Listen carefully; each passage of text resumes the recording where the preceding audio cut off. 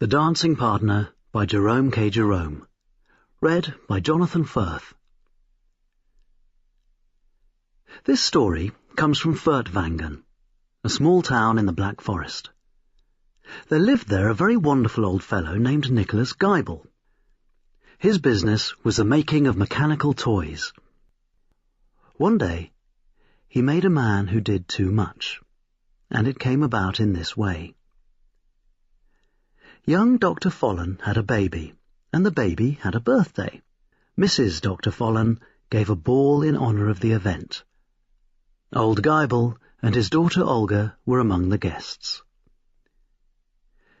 During the afternoon of the next day, some 3 or 4 of Olga's bosom friends, who had also been present at the ball, dropped in to have a chat about it. They naturally fell to discussing the men and to criticising their dancing. "There seem to be fewer men who can dance at every ball you go to," said one of the girls.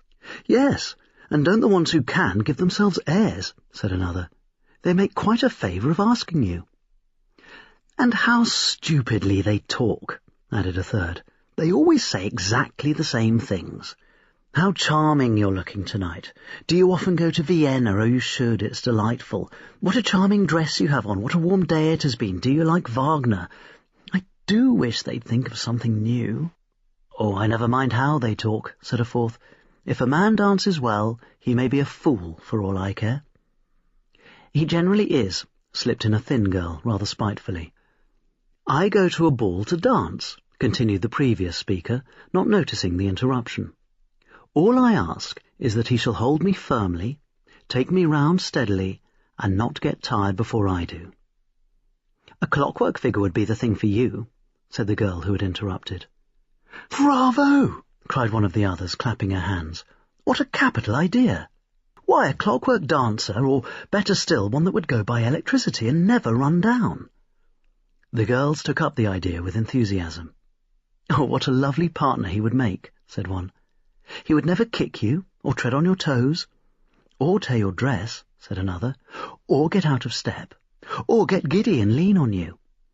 And he would never want to mop his face with his handkerchief. I do hate to see a man do that after every dance. And wouldn't want to spend the whole evening in the supper-room. Why, with a phonograph inside him to grind out all the stock remarks, you would not be able to tell him from a real man," said the girl who had first suggested the idea. "Oh, yes, you would," said the thin girl. "He would be so much nicer."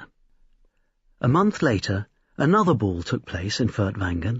On this occasion it was given by old Wenzel, the wealthy timber merchant, to celebrate his niece's betrothal, and Geibel and his daughter were again among the invited.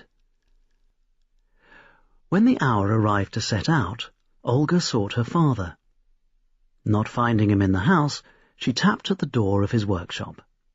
He appeared in his shirt-sleeves, looking hot but radiant.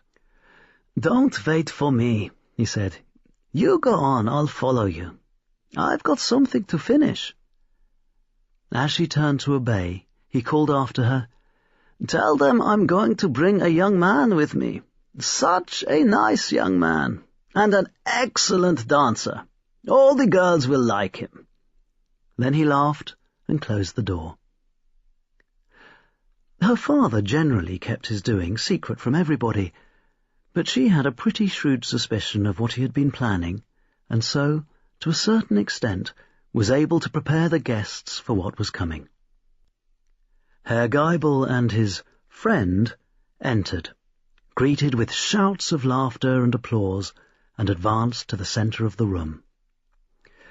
"Allow me, ladies and gentlemen," said Herr Geibel, "to introduce you to my friend, Lieutenant Fritz. Fritz, my dear fellow, bow to the ladies and gentlemen."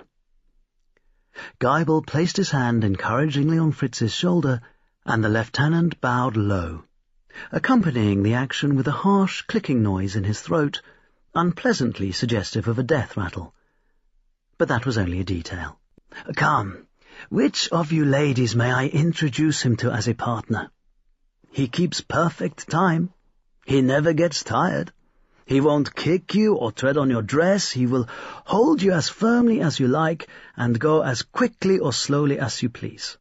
He never gets giddy, and he is full of conversation. Come, speak up for yourself, my boy. The old gentleman twisted one of the buttons at the back of his coat, and immediately Fritz opened his mouth, and in thin tones that appeared to proceed from the back of his head, remarked suddenly, "May I have the pleasure?" and then shut his mouth again with a snap. At last old Geibel came to the girl who had conceived the idea. "It is your own suggestion, carried out to the letter," said Geibel.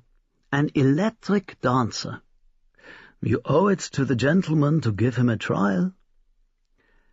She was a bright, saucy little girl, fond of a frolic. Her host added his entreaties, and she consented. Herr Geibel fixed the figure to her. Its right arm was screwed round her waist and held her firmly. Its delicately jointed left hand was made to fasten upon her right. The old toy-maker showed her how to regulate its speed and how to stop it and release herself. The music struck up. Old Geibel put the current in motion, and Annette and her strange partner began to dance.